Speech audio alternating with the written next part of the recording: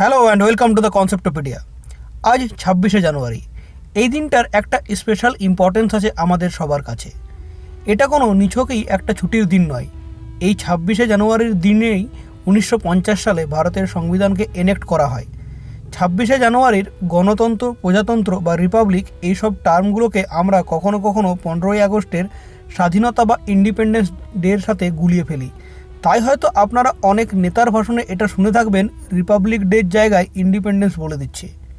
এই সব কারণগুলো দেখার পর আমরা ঠিক করি যে আজকের এই ভিডিওতে সবার প্রথম আপনাদেরকে রিপাবলিক কথাটার মানেটা কি তা জানাবো। তাছাড়া এ নিয়ে যেসব দিন ইম্পর্টেন্ট হয় সেগুলো আলোচনা করব। কনস্টিটিউশনের বিভিন্ন আর্টিকেলের টেকনিক্যাল ভাষাগুলোকে আজ আপনারা গল্পের আকারে শুনতে চলেছেন। তাছাড়া 1947 সালের 15 আগস্ট থেকে 26শে জানুয়ারি 1950 পর্যন্ত কী সব ঘটনা হয়েছিল তার সব কিছুই আজের এই ভিডিওতে আপনারা জানতে পারবেন। So as usual, lot to know and lot to discuss, let start. আমাদের ভিডিওকে যারা এখনও খালি দেখছেন কিন্তু আমাদের চ্যানেলকে সাবস্ক্রাইব করেননি, তারা আমাদের চ্যানেলকে সাবস্ক্রাইব করুন ও আমাদের ভিডিও যাতে আপনাদের কাছে মিস না হয়ে যায় তার জন্য বেল আইকনে ক্লিক করে অল নোটিফিকেশন চালু করে নিন। তো চলুন শুরু করা যাক। রিপাবলিক শব্দের অর্থটা কী? রিপাবলিক শব্দটা একটা ল্যাটিন শব্দ রাস রিপাবলিকা থেকে তৈরি হয়েছে, যার অর্থ যা পাবলিকের রিলেটেড, অর্থাৎ কারো প্রাইভেট প্রপার্টি নয়, যেমন কোনো রাজার ব্যক্তিগত রাজত্ব নয়, সব কিছু জনসাধারণের প্রপার্টি। আরও ক্লিয়ার করে বললে, রাজতন্ত্র থেকে কোনো দেশ গণতন্ত্রেতে কমপ্লিটলি কনভার্ট হয়ে গেলে তাকে রিপাবলিক বলা হয়। কিন্তু কাকে আপনারা রিপাবলিক দেশ বা স্টেট বলবেন? মানে রিপাবলিক হওয়ার জন্য কী কী ক্যারেক্টারিস্টিক হওয়া প্রয়োজন? সবার প্রথম, হেড অফ দ্য স্টেটকে ইলেকশনের দ্বারা চুজ করতে হবে। মানে দেশের যে প্রধান হবে তিনি যেন বংশ পরম্পরায় হেড অফ দ্য স্টেট পোস্টটা না পায়, যেমন রাজার ছেলে রাজা না হয়ে ইলেকশনের দ্বারা কেউ রাজা হয়। 2 নম্বর হচ্ছে নো প্রিভিলেজড ক্লাস, অর্থাৎ দেশে কাউকে আলাদা করে ফেসিলিটি দেওয়া হবে না। 3 নম্বর হলো পাবলিক অফিস ফর অল, অর্থাৎ সরকারের প্রতিটি পদ, যেমন রাষ্ট্রপতি থেকে শুরু করে আইএএস, আইপিএস, পঞ্চায়েতের মেম্বার বা সরকারি চাকরি, এই সবগুলি যেন প্রতিটি মানুষের জন্য খোলা থাকে, অর্থাৎ যে কেউ এই পদকে তার যোগ্যতা অনুসারে অর্জন করতে পারে। আর 4 নম্বর হলো পপুলার সোভনেরিটি, মানে সোভনেরিটি যেন মানুষের কাছে থাকে, কোনো রাজা বা ধার্মিক গুরু যেন দেশের সোভনেরিটিকে কন্ট্রোল না করে। এই 4টি ক্যারেক্টারিস্টিক যদি কোনো দেশে থাকে তাহলে সেটাকে আমরা রিপাবলিক দেশ বলবো। আপনারা যদি কোনো গণতন্ত্র কীভাবে তৈরি হলো তা দেখতে চান তাহলে তার 4টি স্টেপকে দেখতে পাবেন। সবার প্রথম হয় অ্যাবসলিউট মোনার্কি, যেখানে রাজার কথাই শেষ, রাজার যেটা মন সেটা বলতে পারে, যেটা মন সেটা করতে পারে। এর উদাহরণ হলো আজকের দিনে সৌদি আরবিয়া। এরপরে হয় মিক্সড মোনার্কি, যেখানে রাজা তো সর্বোপরি হয় কিন্তু কিছু কিছু ক্ষেত্রে জনসাধারণের মতকেও নেওয়া হয়, উদাহরণ আজকের জর্ডন ও ওমান। তারপর হয় কনস্টিটিউশনাল মোনার্কি, এখানে সব কিছু পাওয়ার তো জনসাধারণের কাছে থাকে কিন্তু হেড অফ দ্য স্টেট হয় রাজা, যদিও রাজা নামমাত্র হয়। উদাহরণ দিলে ইংল্যান্ড, ডেনমার্ক, সুইডেন। ও সবার শেষে আসে রিপাবলিক। এর ক্যারেক্টারিস্টিক তো আপনারা একটু আগেই দেখলেন, উদাহরণ ভারত, বাংলাদেশ, ইউএসএ। এবারে আসা যাক 26শে জানুয়ারির কনসেপ্টে। এখানে কিছুগুলো ডেট আমাদের জানা উচিত। সবার প্রথম হচ্ছে 15ই আগস্ট 1947, যা হলো ভারতের স্বাধীনতা দিবস বা ইন্ডিপেন্ডেন্স ডে।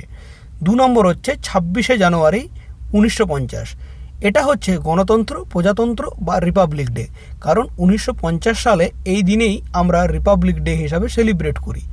এই দুটোর দিন ছাড়াও 26শে নভেম্বর 1949-এর দিনের একটা আলাদা করে গুরুত্ব আছে। এটাকে আমরা সংবিধান দিবস বা কনস্টিটিউশনাল ডে বলে সেলিব্রেট করি। 15ই আগস্ট 1947 থেকে 26শে জানুয়ারি 1950 পর্যন্ত ভারতে কী হয়েছিল তা জানতে হলে আমাদের 4টা টার্ম প্রথমে জানা উচিত। সবার প্রথম হচ্ছে কলোনি, যার অর্থ হলো এমন একটা জায়গা বা দেশ যা পুরোপুরিভাবে অন্য একটা দেশের কন্ট্রোলে আছে। উদাহরণ দিলে আমরা ব্রিটিশদের কলোনি ছিলাম 15ই আগস্ট 1947-এর আগে পর্যন্ত। এখানে কন্ট্রোল বললে সব কিছু, legislative, executive, judiciary, resource, everything ব্রিটিশদের কন্ট্রোলে ছিল। 2 নম্বর হচ্ছে প্রোটেক্টোরেট, যখন কোনো একটি দেশ একটি ছোট্ট দেশের ডিফেন্স, এক্সটার্নাল মিনিস্ট্রি, কমিউনিকেশনকে কন্ট্রোল করে তখন বলা হয় ছোট দেশটি বড় দেশের প্রোটেক্টোরেট। যেমন 1975 সালের আগে পর্যন্ত সিকিম ভারতের প্রোটেক্টোরেট ছিল। 3 নম্বর হচ্ছে ডোমিনিয়ন, যখন কোনো দেশ তার নিজের দেশকে স্বাধীনভাবে রাজত্ব বা কন্ট্রোল তো করে, কিন্তু শুধুমাত্র নামের জন্য বলা হয় তারা একটা অন্য দেশের অধীনে আছে, তখন তাকে ডোমিনিয়ন স্টেট বলা হয়। উদাহরণ কানাডা ও অস্ট্রেলিয়া। 1929 সালের আগে পর্যন্ত ভারতীয়রা ব্রিটিশদের কাছ থেকে এই ডোমিনিয়ন স্ট্যাটাসটাই চাইতো। আর লাস্ট হচ্ছে সোভারেন স্টেট।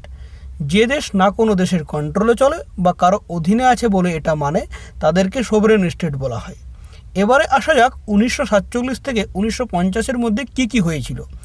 15ই আগস্ট 1947-এর আগে আমরা ছিলাম ব্রিটিশদের কলোনি। 15ই আগস্ট 1947 সালে আমাদের দেশ স্বাধীন হয় ইন্ডিয়ান ইন্ডিপেন্ডেন্স অ্যাক্ট 1947-এর দ্বারা। 1946 সালের নভেম্বর মাস থেকে কনস্টিটিউশন তৈরি করা শুরু হলেও 26শে নভেম্বর 1949-এ গিয়ে কনস্টিটিউশন তৈরি সম্পূর্ণ হয়। 26শে নভেম্বর 1949-এর জন্যই আমরা 26শে নভেম্বরকে কনস্টিটিউশনাল ডে বলে পালন করি। কনস্টিটিউশন 26শে নভেম্বর 1949-এ তৈরি হয়ে গেল, লাগু বা এনেক্ট করা হয় 1950 সালের 26শে জানুয়ারির দিন। কিন্তু 26শে জানুয়ারির দিনই কেন, এটা জানতে গেলে আপনাদের সবার প্রথম আমাদের ইন্ডিয়ান ইন্ডিপেন্ডেন্স অ্যাক্ট 1947-কে জানা উচিত। ইন্ডিয়ান ইন্ডিপেন্ডেন্স অ্যাক্ট 1947 পাস হয় 18ই জুলাই 1947 সালের ব্রিটেনের পার্লামেন্ট থেকে, যাতে লেখা ছিল ভারত 1947 সালের 15ই আগস্ট স্বাধীন হবে। এছাড়া এতে আরও অনেক কিছু লেখা ছিল, যেমন 15ই আগস্টের পর ব্রিটিশ রুল ভারতে শেষ হয়ে যাবে। 2 নম্বর, পুরো ব্রিটিশ ইন্ডিয়া দুটো ডোমিনিয়নে ভাগ করা হবে, ভারত ও পাকিস্তান। এখানে ডোমিনিয়ন স্ট্যাটাসের কথা বলা হচ্ছে, সোভারেন স্ট্যাটাসের কথা ইন্ডিয়ান ইন্ডিপেন্ডেন্স অ্যাক্ট 1947-এ বলা হয়নি। অর্থাৎ ভারত 1947 সালের 15ই আগস্টের পর ডোমিনিয়ন স্ট্যাটাস পায়। তাছাড়া এই অ্যাক্টে এটাও লেখা ছিল, যতদিন না পর্যন্ত কনস্টিটিউশন তৈরি হচ্ছে ততদিন গভর্নমেন্ট অফ ইন্ডিয়া অ্যাক্ট 1935-এর দ্বারা ভারতকে শাসন করা হবে ও যে কনস্টিটিউয়েন্ট অ্যাসেম্বলি তৈরি করা হয়েছে তার কাছে আনলিমিটেড পাওয়ার থাকবে। কনস্টিটিউয়েন্ট অ্যাসেম্বলি চাইলে ইন্ডিয়ান ইন্ডিপেন্ডেন্স অ্যাক্ট 1947 বা গভর্নমেন্ট অফ ইন্ডিয়া অ্যাক্ট 1935কেও রিপিল করতে পারবে। এর জন্যই কনস্টিটিউয়েন্ট অ্যাসেম্বলি কনস্টিটিউশন তৈরি করা শুরু করে। আমরা 60টা দেশের কনস্টিটিউশনের ভালো ভালো জিনিসকে নিয়ে আমাদের দেশের কনস্টিটিউশনকে তৈরি করি ও অবশেষে 26শে নভেম্বর 1949-এ আমাদের দেশের কনস্টিটিউশন তৈরি হয়। কিন্তু এই সদ্য পাস হওয়া কনস্টিটিউশন এর লাস্ট আর্টিকেলের আগের আর্টিকেল অর্থাৎ আর্টিকেল 394-এ লেখা আছে ভারতের কনস্টিটিউশন 26শে জানুয়ারি 1950 থেকে লাগু হবে। শুধুমাত্র কিছু আর্টিকেলকে তৎক্ষণাৎ লাগু করে দেওয়া হয়, যেমন সিটিজেনশিপ অ্যাক্ট, ইলেকশন ও কিছু টেম্পোরারি প্রভিশন 26শে নভেম্বর 1949-এই লাগু হয়ে গিয়েছিল। আর যেহেতু এই আর্টিকেল 394-তে লেখা আছে 26শে জানুয়ারি 1950 থেকে কনস্টিটিউশন লাগু হবে, তাই এই দিনই কনস্টিটিউশনকে এনেক্টেড করা হয়। কিন্তু এখানে আপনাদের মনে এই প্রশ্নটা হতেই পারে যে কনস্টিটিউশনের ডে অফ কমিটমেন্টকে 26শে জানুয়ারি কেন করা হলো। এর পেছনে একটা ইতিহাস আছে। 1929 সালের ডিসেম্বর মাসে লাহোরে যে কংগ্রেসের অধিবেশন হয় তাতে 31শে ডিসেম্বর 1929-এর দিন এটা ঠিক হয় এবার থেকে তাদের দাবি হলো পূর্ণ স্বরাজ ও 26শে জানুয়ারি 1930-এর দিনকে তারা স্বাধীনতা দিবস হিসেবে পালন করে। 1930 থেকে 1947 সাল পর্যন্ত কংগ্রেস এই 26শে জানুয়ারিকে স্বাধীনতা দিবস হিসেবে পালন করতে শুরু করেছিল। এর জন্য কনস্টিটিউয়েন্ট অ্যাসেম্বলিও ঠিক করে 26শে জানুয়ারিকেই তারা কনস্টিটিউশনকে এনেক্ট করবে। 26শে জানুয়ারি 1950-এর এই দিনটার গুরুত্বটা যে কত, চলুন সেটা এবারে আপনাদেরকে বলা যাক। 1947-এ ইন্ডিয়ান ইন্ডিপেন্ডেন্স অ্যাক্টে বলা হয় 15ই আগস্ট 1947 সালে ব্রিটিশ ইন্ডিয়া দুটো ডোমিনিয়নে ভাগ হবে। অর্থাৎ ভারত 15ই আগস্ট 1947 সালে ডোমিনিয়ন স্ট্যাটাস পায়। কিন্তু যেই 26শে জানুয়ারি 1950 সালে কনস্টিটিউশনকে এনেক্ট করা হয় সেই আর্টিকেল 395-এর জন্য ইন্ডিয়ান ইন্ডিপেন্ডেন্স অ্যাক্ট ও government of India act 1935 repeal হয়ে যায়।